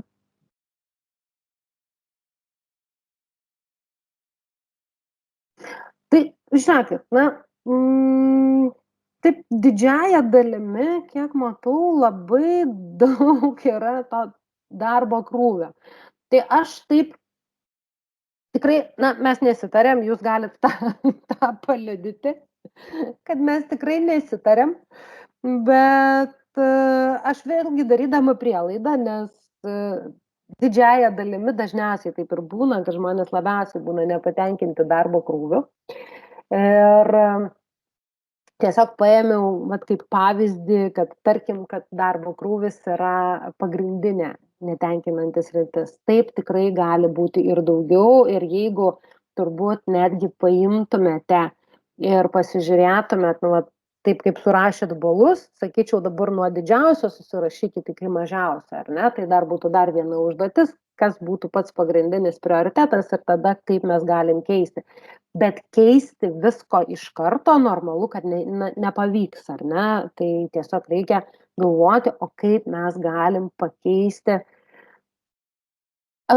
Punktą kontrolė. Galiu dar pakomentuoti, sekundę, aš tuoj pat sugrįšiu. Punktas kontrolė yra apie tai, kad kiek aš turiu įtakos tam tikriems sprendimam, kurie yra susiję tiesiogiai su mano darbu. Arba tas vadinamas autonomiškumas. Kiek aš galiu, na, kontroliuoti arba savarankiškai veikti savo veiklos srityje arba savo, na, užduočių kontekste. Tas kontrolės, na, čia šiuo atveju aš nenorėjau imti to neigiamybės, tos vadinamos kontrolės nebuvimas, ar ne? Ir jeigu praplėsti, bet čia vėl yra jau tolimesnių mokymų dalis, jeigu praplėsti, pavyzdžiui, po žodžių kontrolė, pagrindinės problemos būna, kad po ją slepiasi tas vadinamas vadovo mikromanagementas, nu, kuomet tau kvėpuoja ištisai į nugarą, ar ne, ir vis klausinėja ir nori žinot kiekvieną tavo žingsnį ir tu negali kontroliuoti visų dalykų. Gal gali būti nepriklausomas. Nėra visai tikslu, nes autonomiškumas nėra visiškai nepriklausomybė. Autonomiškumas yra gal daugiau visgi apie, na, savarankiškų sprendimų priėmimą, apie galimybę vėlgi kontroliuoti tam tikrą prasme tai, ką aš darau. Ir pasirinkti, pavyzdžiui, darbo tempą tokį, koks yra man priimtinas. Ir pasirinkti darbo gal užduotis tam tikrą prasme tokias, kokios man yra priimtinos. Ir priimti sprendimus, žinot, kartais būna, ypatingai turbūt valstybinėme sektoriuje, būna, kad, na, nuleidžiami yra tam tikri dalykai iš viršaus, kad ir kaip tai grubiai skambėtų. Ir žmogus, jisai neturi galimybės kontroliuoti. Jam yra nuleidžiama, va dabar tu turite užpildyti 105 popierius, atlikęs kažkokį mini veiksmą. Ir tai yra apie autonomiškumo nebuvimą. Nu, žmogus supranta logiškai, kad jam logikos tuose popieriuose nėra, bet jis juos tiesiog turi supildyti. Ir va šitoj vietoj tas kontrolės nebuvimas, negalėjimas pasakyti, nežinau, vadovams ar ten dar kažkam, kad, nu, žiūrėkit, bereikalingi yra tie dokumentų pildymai.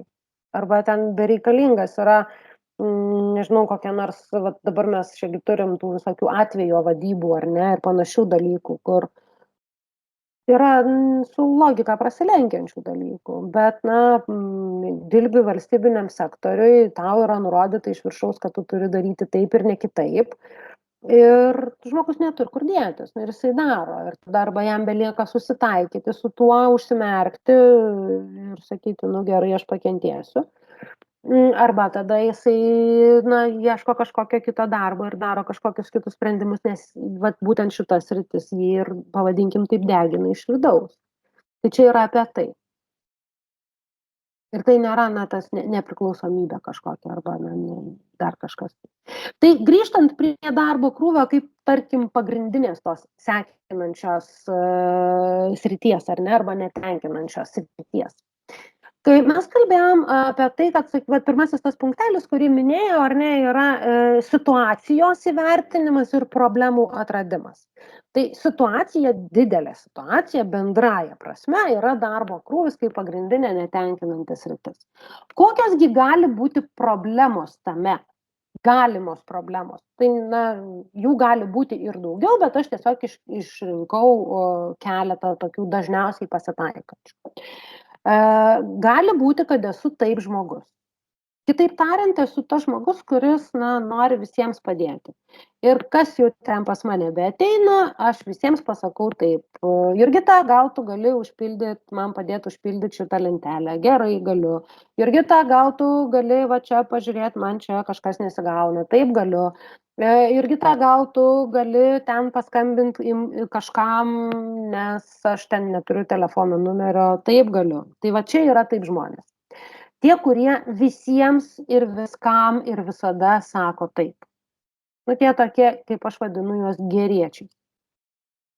Kita galima problema yra per mažai laiko pasiskiriu užduotims. Labai dažnai mes žmonės, nesakau, kad visi, bet labai dažnai turim tokią, nežinau, pavadinkim problemą arba pavadinkim įprotį, gal labiau netgi įprotį. Turim lapą popieriaus, užrašų knygelę, tą darbo knygą vadinam, ar ne? Ir į vieną puslapį mes prisirašom visą krūvą užduočių arba visą krūvą, ką mes turim padaryti. Tas vadinamasis nelietuviškas to-do listas, ne? Kuomet tą turiu padaryti, tą turiu padaryti, tą turiu padaryti. Ir susirašau visas. Nesvarbu, kad dažnu atveju darbo kalendoriuje lapas, puslapis yra suskirstytas valandomis. Betgi ką mes darom? Tai negi mes rašysim dabar į valandas. Tai aišku, kad ne. Mes atsivertėm lapą, ir kokių 20 užduočių į tą lapą susirašėm, svarbu, kad tilpo į lapą.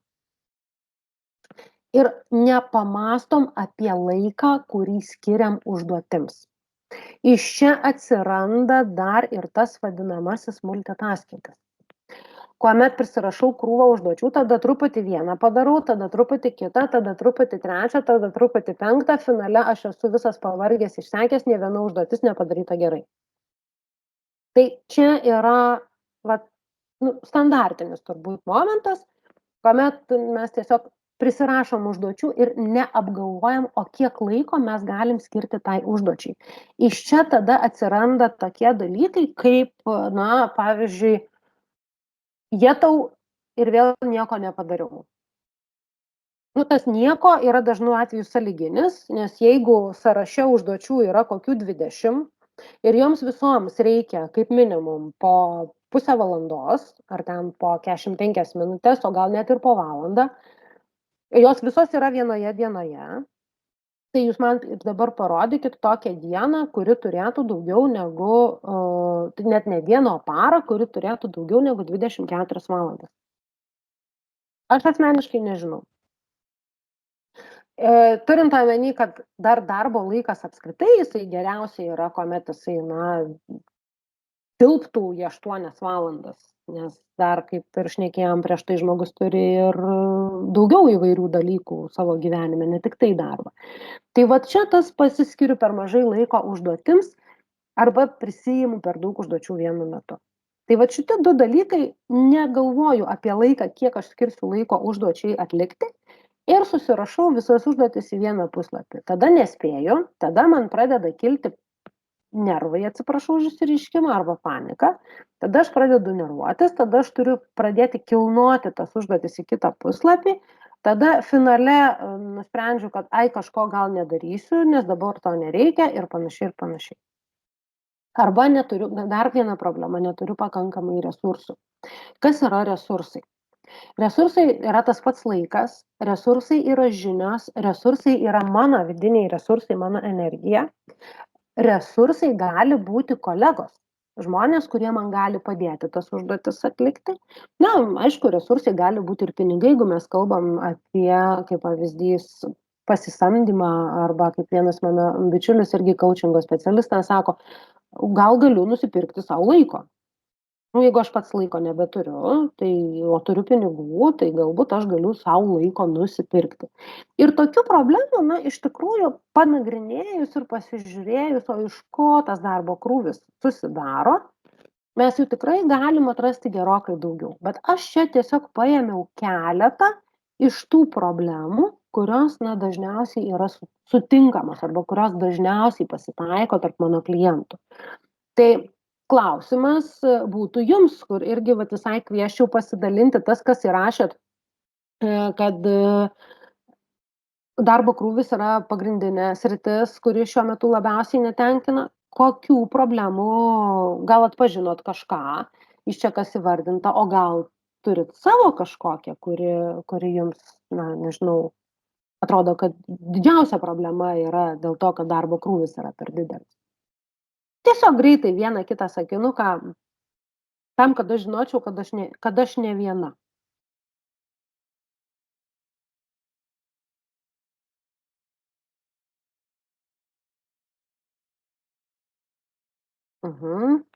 Na, ar turime čia ką nors?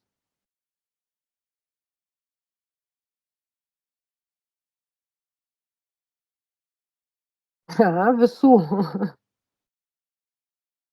Bendra suma taškų iš tikrųjų nieko nereiškia. Čia daugiau tikslas yra, Ingrida, na, išsiskirstyti sritis. Aišku, jeigu pasižiūrėsim, vėlgi galim daryti prielaidą, jeigu sakysim, kad perdegęs žmogus, ar ne, jeigu viskas yra labai aukštai ir perdegęs žmogus yra, tarkim, ten 100% arba šiuo atveju 10, ane, jeigu versim procentais, ir jeigu ten yra viskas jau labai raudona lempa dega, viskas artėja link 100%, tai labai tikėtina, kad jau tikrai reikia labai kažką daryti, nes greičiausia visos sritys turi įtakos. Jeigu visos yra labai aukštai įvardintos, kad visos netenkina. Bet čia labiau aš turėjau omeny, kad va tą vieną kažkurią išsigrynint, kuri labiausiai netenkina. Aha, daug būna problemų, per daug užduočių ir per mažai laiko jiems padaryti. Noras daugiau dirbti, daugiau uždirbti. Per daug užduočių vienu metu, netolygus darbų išsidėstymas metų bėgyje. Daug užduočių, noras daugiau nudirbti, daugiau uždirbti.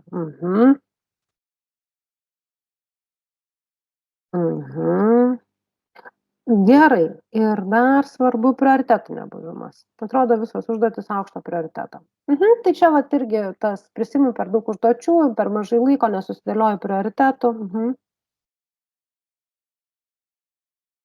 Norisi dirbti, bet mažiau dokumentų pildyti. Okei. Irgi gali būti. Su noru daugiau dirbti tam, kad daugiau uždirbti.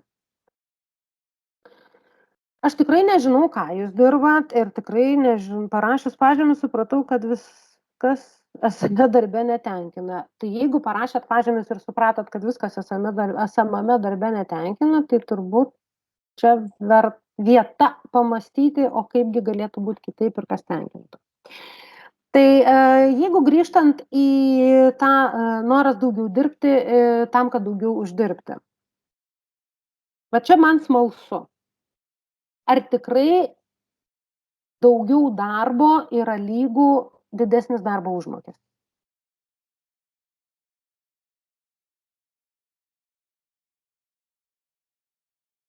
Arba ar visais atvejais? O kokiais atvejais tai nėra tas pats? Nes ką aš, pavyzdžiui, pastebiu, ypatingai, pavyzdžiui, vat, su klientais dirbant, ką aš pastebiu tokį dalyką, kad nebūtinai žmonės dirbdami daugiau arba praleisdami daugiau laiko darbe arba prie tam tikrų užduočių, nebūtinai jie uždirba daugiau. Ta prasme, atsitinka, vėlgi, mes, dažnu atveju, ką mes skaičiuojam, tas didesnis, finale mes skaičiuojam tą sumą, kuri pas mus nugula į sąskaitas, į korteles arba į piniginės, ane? Tai tarsi kaip ir, uždirbam daugiau. Vat suma ties tų skaičiukų tarsi ir daugiau. Bet paskui kartais būna, kad nutinka toks dalykas, aš uždirbau daugiau, bet žiūrėk, man sušlubavo sveikata, žiūrėk, ten man dar kažkas nutiko ir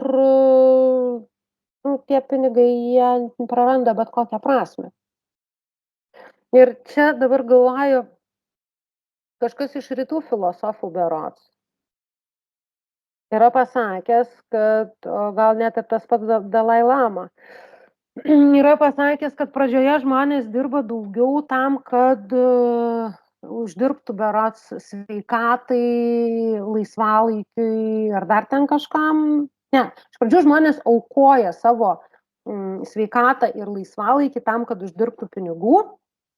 O kai uždirba pinigų, tos pačius pinigus padeda vėl tam, kad susigrąžinti sveikatą ir panašiai. Kažkaip taip, nepamenu dabar tiksliai tos citatos, bet kažkaip tai taip. Taip, tai važiuojam toliau, nes žiūriu, kad mūsų 1,5 valandos visai jau artėja prie ir aš dar tik tai pusę jum papasakoju. Tai grįžtam į tuos pačius resursus, apie ką aš kalbėjau, kad vienas iš momentų yra resursai, ne, kas gali mums padėti sutaupyti savo laiką arba pasižiūrėti, va, kaip čia viena iš dalyvių rašė, kad supratau, kad viskas mano darbe netenkina ir kad aš greičiausiai esu tik tai dėl to, kad esu, o kur kitur, o ką kitaip. Tai resursais gali būti žinios, gali būti įgūdžiai, darbo aplinka be abejo irgi yra labai svarbus momentas ir dar labai svarbus momentas yra mūsų asmeninės savybės. Ne veltui šiandien šitą pasimatymą su jumis arba šitą pranešimą aš ir pavadinau būtent darbas ir asmeninės savybės ir kaip savęs nesudeginti. Tai vat pradžioj norėjau tiesiog parodyti, o kas yra tas perdegimas, nes tikrai mes ne visą laiką apie tai susimąstom, tai man buvo tikrai labai norėjusi plačiau papasakoti apie perdegimą ir apie tai, o kas tai yra ir kad tai nėra tiesiog dar vienas mandras ir madingas žodis, o tai iš ties yra tam tikra labai rimta situacija. Ir dabar noriu atkreipti dėmesį į asmeninės savybės ir apie tai, o kaipgi tos asmeninės savybės dėrėdamos su darbo pobūdžiu ir kodėl yra tai svarbu, padeda išvengti to perdegimo arba prisideda, pavadinkim, prie perdegimo prevencijos tiek darbe, tiek veikloje. Čia labai trumpa ir greita istorija. Aš esu pavadinusi gumelės testu, ne pati tai sugalvojau, o irgi esu išgirdusi vienose mokymuose, kuomet pati mokiausi apie asmeninės savybės. Ir tuomet mūsų lektorė pasakoja apie tai. Įsivaizduokite, kad jūs tarp pirštų arba tiesiog tarp rankų laikote paprastą gumelę. Ta, kuria ten, pavyzdžiui, turgelyje būna surišti svogūnai, ar ten morkos, ar ten dar bilekas. Ir mūsų natūrali būsena, arba ta vadinama komforto zona, čia yra dar atskira tema, bet mūsų natūrali būsena, kuomet mes jaučiamės gerai, tad gumelę mes esam trupučiuką taip pat įtempę, ar ne, tarp rankų, bet jinai neveržia mums pirštų. Ir va čia yra tai, kas yra mums priimtina, kas yra mūsų prigimtyje, kas yra mūsų tos, pavadinkim, asmeninės savybės. Ne? Tada mes tą gumelę mes ją galim tempti. Kuo mes ją labiau tempiam, tuo didėja įtampa, fizika veikia, tuo didėja įtampa ir gumelė pradeda pirštus spausti. Mes ją ir toliau galim tempti, tada gumelė įsirėžia į pirštus pakankamai stipriai. Dar labiau tempiant, mes ją tiesiog nutraukiam. Arba jeigu mes ją paleidžiam, nes jau yra baisilinė įtampa, tai tada jinai į kitos rankos pirštus trenkiasi pakankamai skausmingai ir mums bet kurio atveju skauda. Žodžiu, vienaip ar kitaip mes patiriam baisiai nepatogų pojūtį ir baisiai mums yra netgi fiziškai skauda, kuomet mes ten ją ištempę laikom ir po to paleidžiam arba leidžiam nutrūkti, tada gaunam per abudu pirštus. Ir taip lygiai tas pats yra su mūsų asmeninėmis savybėmis ir su tuo, ką mes turim savyje. Dabar įsivaizduokit situaciją,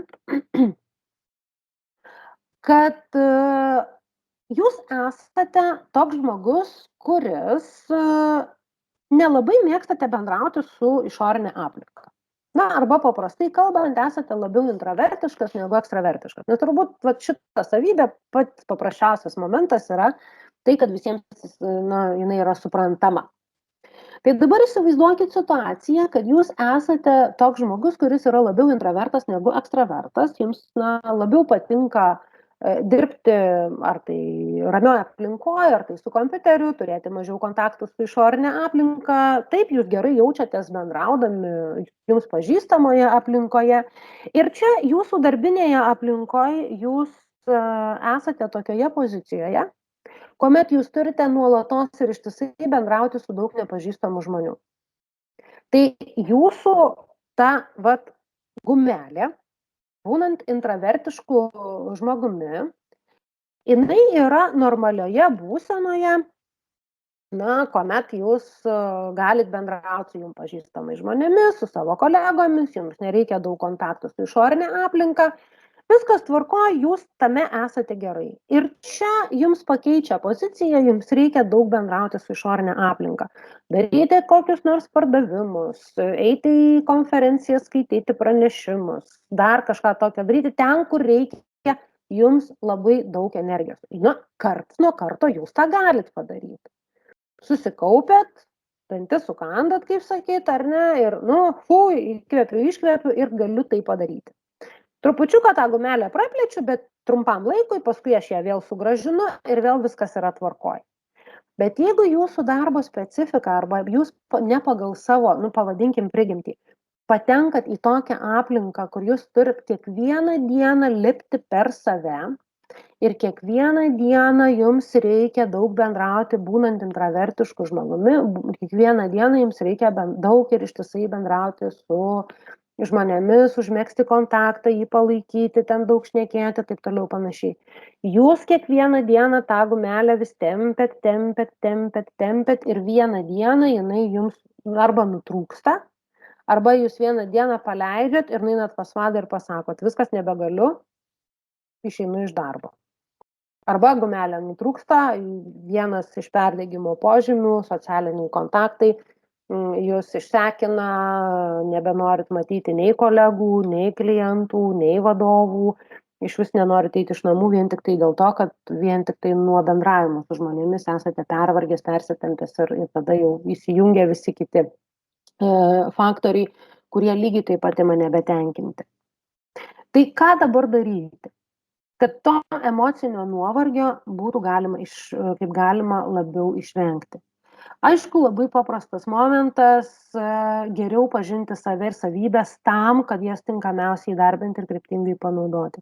Kitaip tariant, kad kiekvieną dieną nereikėtų tas ten 8, 7 ar kiek ten tų valandų jūs dirbate, nereikėtų kas kartą lipti per save ir tą daryti nuolat.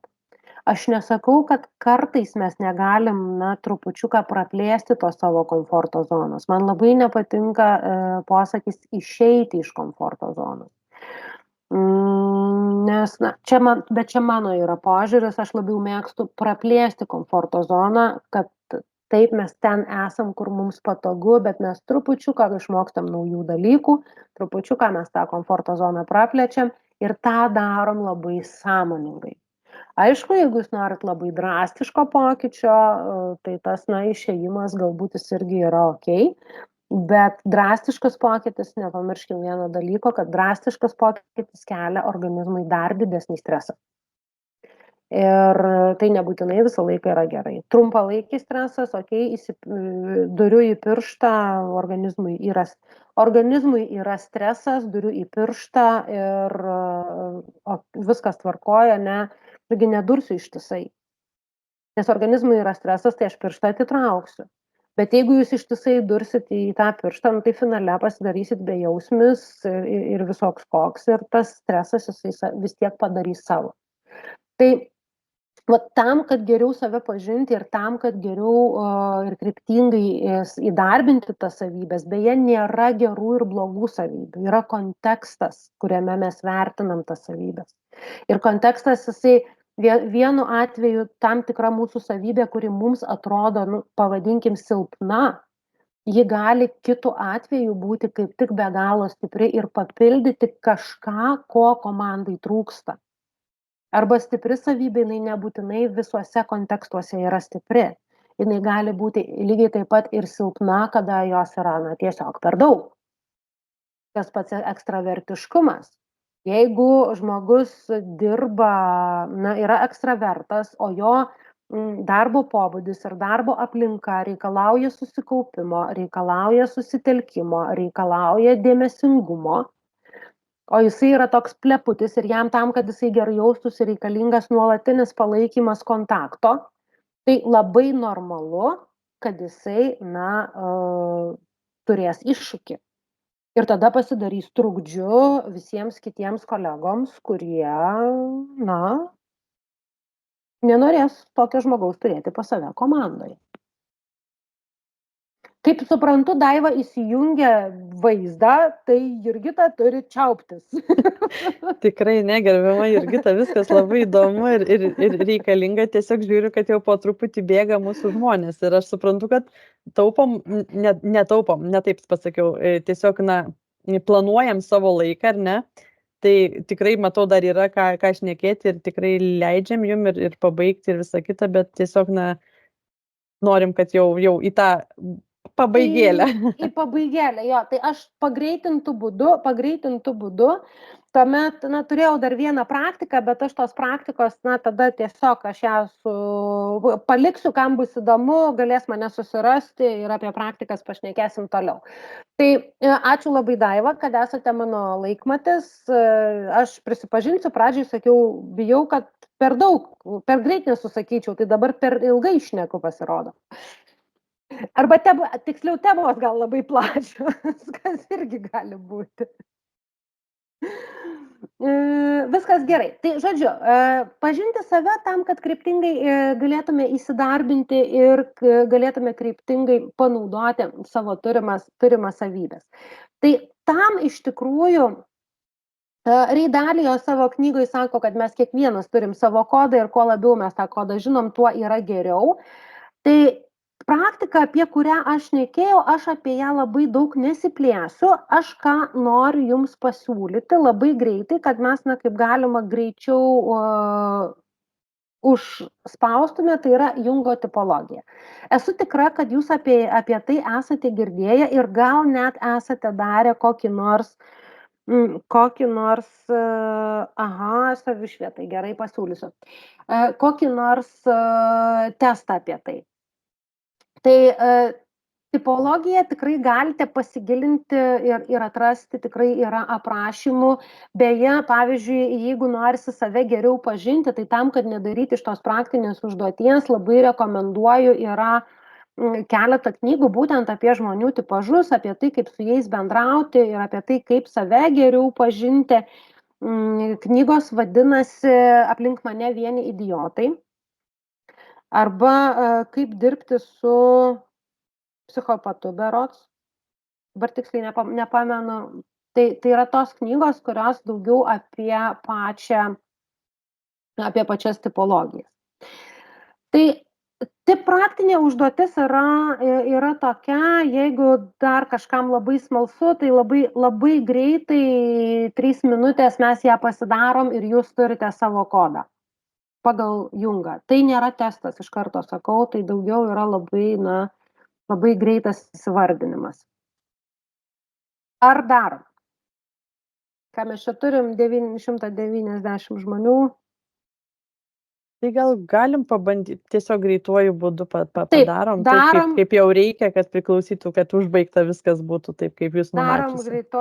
Darom greituoju būdu. Liuks. Tai tuomet, ką jums reikia padaryti greitai, jums reikia nusipiešti 4 horizontales linijas ir jas sužymėti vėlgi nuo 1 iki 10.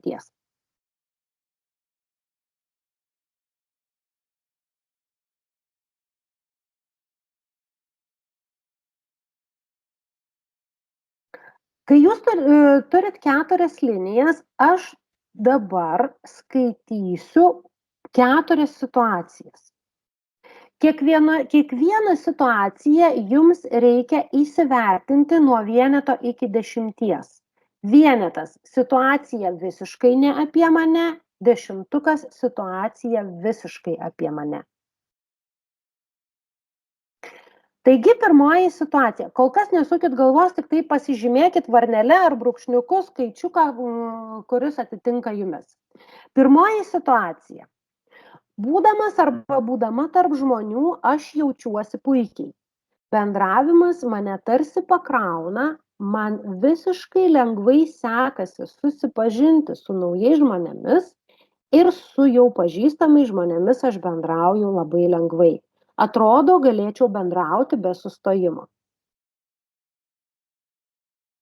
Ant pirmos linijos pasižymėkit skaičiuką. Antra situacija. Aš gerai jaučiuosi, kai prieš priimdamas arba priimdamas sprendimus turiu galimybę pasitikslinti faktus ir detalės. Mėgstu, kai viskas aišku ir paprasta. Gavęs arba gavusi užduotį, noriu žinoti, ko iš manęs tikimasi. Kada turiu ją atlikti, kada ir kaip ji bus vertinama. Jei nesuprantu, patinka užduoti patikslinančius klausimus. Nemėgstu vadovautis intuicija ar prielaidomis.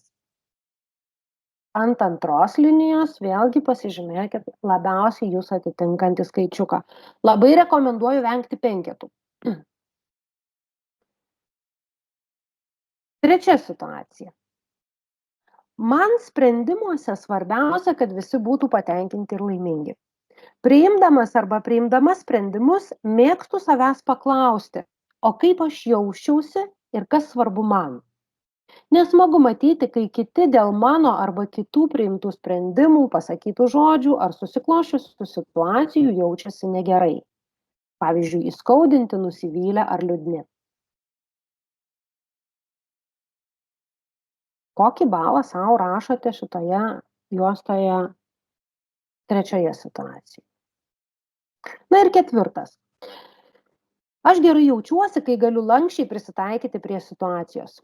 Pavyzdžiui, man sunku suprasti žmonės, kurie net atostogas planuoja labai skrupulingai ir detaliai.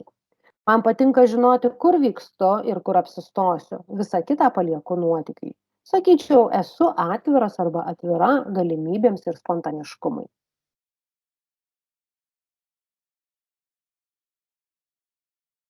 Ok, tai čia yra 4 situacijos. Dabar prie kiekvienos šitos horizontalios linijos surašykite raides taip, kaip matote ekrane, taip pas jūs lape, ar ne?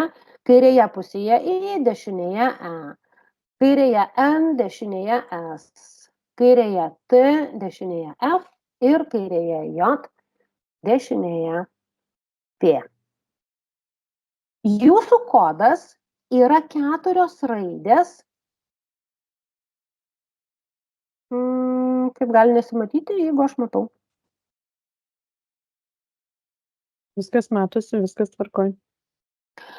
Buvo tiesiog, kad nematom. Tai aš prie kiekvienos. Jūsų kodas yra tos 4 raidės, prie kurių yra, Birutė irgi rašo, kad nemato.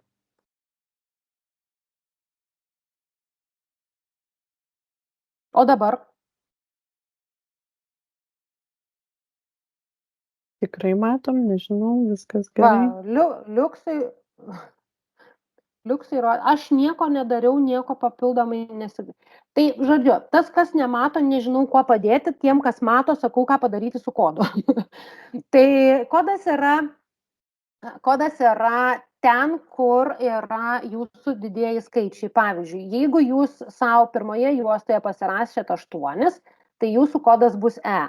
Jeigu pasirašėt 4, tai pirmoji raidė bus I. Jeigu antroje horizontalioje linijoje pasirašėt savo nuo 6, 7, 8, 9, 10, tai tada antra raidė bus S. Jeigu pasirašėt 1, 2, 3, 4, tada bus N. Ir analogiškai yra su 4 ir analogiškai yra su 3 linija. Jeigu skaičius balas didesnis, tai yra F, jeigu mažesnis yra T, 3, ir 4, jeigu yra mažesnis yra J, jeigu yra didesnis yra P. Ir taip jūs galėjote gauti 4 raidžių kodą, kas iš principo būtų kaip ir Jungo tipažo aprašymas. Gali būti ES, FP, EN, TJ ir visa kita. Tai yra 16. Jeigu 2 raidės iš intraverto, toj sekundę nepastebėjau.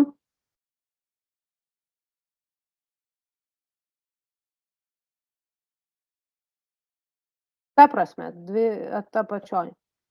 Tai ISTP, viskas tvarkoj.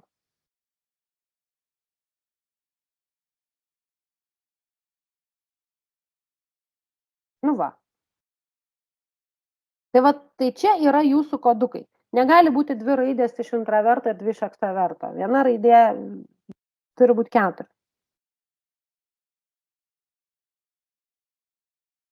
Liuks. Tai kodą nusistatėt, viskas tvarkoj. Gal ne A, o I. Arba E. Tai pirmoji raidė rodo ką? Pirmoji raidė rodo, iš kur žmonės pasiima energiją. Ir intravertai gali būti ESFP arba ISFP. A tokios raidės nėra, yra I arba E. Pirmoji rodo, iš kur pasiima energiją. Ekstravertai energiją ima iš aplinkos ir iš aktyvios veiklos, intravertai iš vidinio pasaulio, idėjų, vidinių išgyvenimų ir visa kita. Antroji raidė rodo, kaip analizuojat ir matot situacijas. Tie, kurie turi P raidę, tai jie analizuoja pojūčiais. Kitaip tariant, visą tai, kas gali pamatyti, pačiupinėti, paragauti, žodžiu, visi tie svarbus dalykai, kuriuos mes turim pas save tarp pirštukų ir savo kūne. Tie, kurie turi N, jie dažniausiai mėgsta vadovautis tuo vadinamu 6 jausmu ir jų labai dažnas posakis būna, galėtų būti taip arba tikriausiai yra taip. Jie neturi tikslaus atsakymo, tiesiog turi, tokią va. Arba jaučiu, kad turėtų būti taip. Trečioji raidė rodo, kaip žmonės priima sprendimus. Tai yra, ką mėgsta pasitelkti. Ar mėgsta labiau pasitelkti protą, logiką ir linkę labiau žiūrėti į skaičius, detalės, duomenis. Ir tie, kurie turi raidę F, labiau linkę pasikliauti ir sprendimus priiminėti per jausmus, per vertybės, per požiūrį. Tai yra leisti visiškai per save ir žiūrėti tai, kas jiems yra svarbu ir kas jiems yra aktualu. Ir ketvirtoji raidė rodo jūsų santykį su išoriniu pasauliu, darbu, užduotimis ir panašiais dalykais. Jeigu jūsų ketvirta raidė yra J, tai jūs mėgstate gyventi suplanuotą ir sutvarkytą gyvenimą. Kitaip tariant, viskas turi būti sudėliota į stalčiukus, į struktūrą, aiškus terminai, planavimas ir visi kiti dalykai. Jeigu jūsų ketvirtoji raidė yra P, tada jūs mėgstate spontaniškumą, mėgstate neplanuoti, leidžiatės į nuotykius, esate atviri pokyčiams ir labai gerai jaučiatės tokioje aplinkoje, kur yra daug pokyčių ir daug įvairios kitos aplinkos. Kaip asmenybės tipai susiję su darbu? Pats viduriukas jūsų kodo, tai gali būti ST, SF, NF arba NT, parodo, kokios sritys žmonėms labiausiai tinka tam, kad jie gerai jaustųsi savo darbe. Tai pavyzdžiui, jeigu jūsų kodo viduriukas yra kombinacija ST ir jūs teikiat pirmenybę ir faktams, ir analizai, ir esat labai praktiški ir analitiški, jums visai gerai turėtų sektis versle, bankininkystėj, teisėsaugoj, statyboj. Tai yra tokiose labai tiksliose sferose ten, kur gerai galėtumėt pritaikyti savo turimą potencialą. Tuomet, jeigu SF, čia, kur jau reikia ne tik tai faktų, bet reikia ir žmogiškosios šilumos ir ten reikia rūpintis kitais. Tai čia turėtų būti visai gerai tiem žmonėm, kurie nori padėti kitiems ir dar kartu remtis faktais. Tai sveikatos apsaugoje, paslaugose, švietime, pardavimuose ir visose tose srityse, kur reikia dirbti ne tik tai su duomenimis, bet ir ten, kur reikia ir to žmogiškojo pajautimo.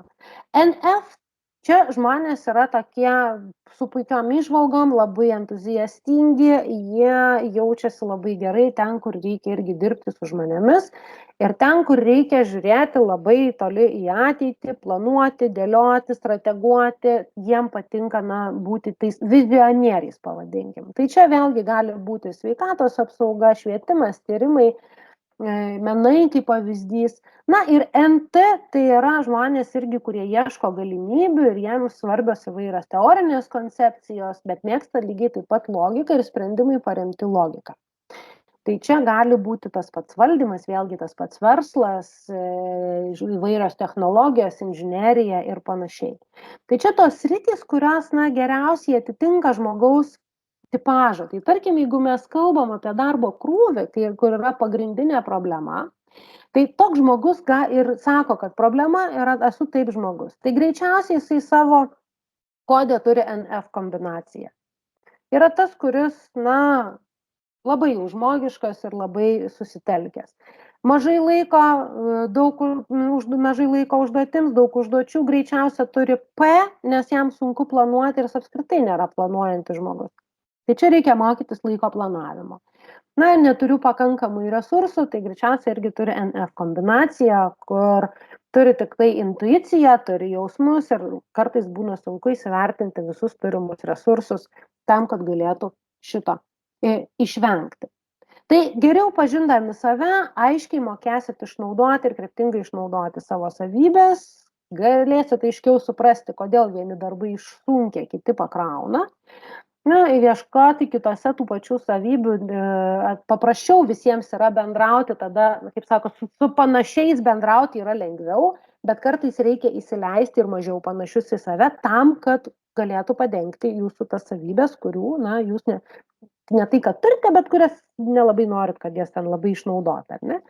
Ir sugalvosite be abejo papildomų resursų, kuriuos galima būtų lengviau atlikti ir lengviau įgyvendinti ir susirasti tų veiklų, kurios yra labiau prie širdies ir kurios jums leidžia įdarbinti jūsų visą turimą potencialą.